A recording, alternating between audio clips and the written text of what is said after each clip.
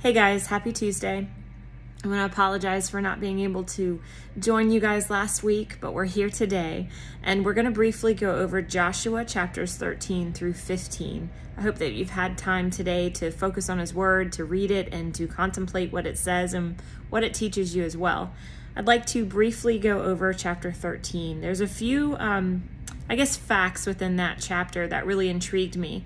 Now, the first being the very first verse, and it talks about how Joshua was well advanced in his years, and scholars believe he was in his 80s or 90s.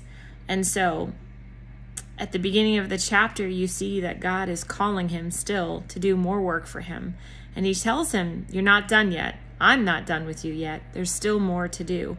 So, what does that teach us? Well, this is what I found to be true.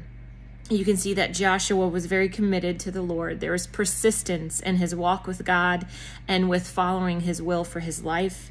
Even despite his age, he still continued to follow the Lord. And if God called him somewhere, he went and he did what he was called to do. You see that he trusts God and he knows that God has him in his hands and that whatever God is calling him to do, there is a purpose for that. And he's willing to take whatever steps are needed. You see that he's willing to be a servant to God. So no matter what age we are, no matter where we are in our daily life or what season we're in, we can be a servant for the Lord. He can use us in every way at any time if we were only willing and obedient to his call. You also see that he left a beautiful legacy, not just for the Israelites, but even for us as Christians today. Joshua's leadership reminds us to leave a positive impact on others. And that teaches us that we can and should strive to leave a positive influence on people and to leave a legacy for those who are left behind us. And it should also be an impact on those around us. It's something that people should be able to know who you are and to know that you serve the Lord and that you follow him, that you're a light in the darkness.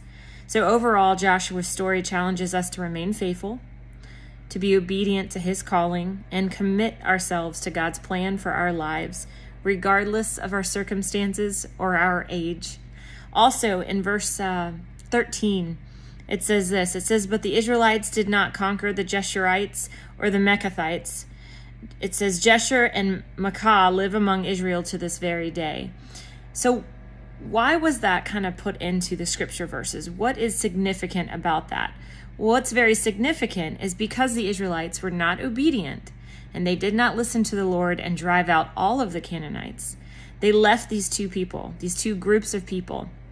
And so later in scripture, you see King David actually marries a princess from Geshur. He marries her.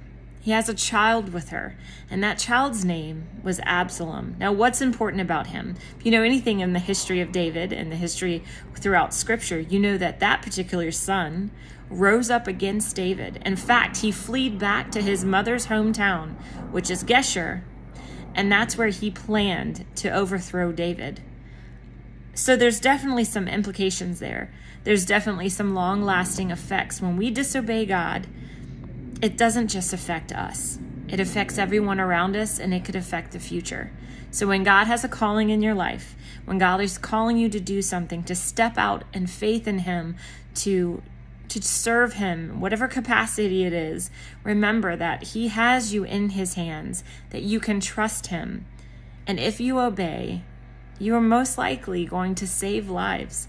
Your actions could not just bring the lost to Jesus, but could potentially save so many other people. But when you disobey, you have to remember also that you have the potential to really mess things up. So hopefully that challenges you today and reminds you on who God is, that he has you in his hands, that he has a call on your life, and that you can trust him, and that you can leave a legacy as Joshua did. I love you guys, and I hope you have a good